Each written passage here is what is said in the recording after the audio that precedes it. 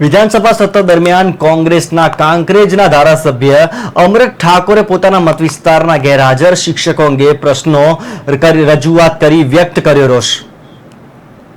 મારા મત વિસ્તાર કાંકરેજ વિધાનસભામાં ઉંદરિયાવાસ પ્રાથમિક શાળા અને વડા પ્રાથમિક શાળા ક્ષેત્રવાસ પ્રાથમિક શાળાની અંદર છેલ્લા 6-7 મહિનાથી શિક્ષકો ગેરહાજર રહેતા હતા।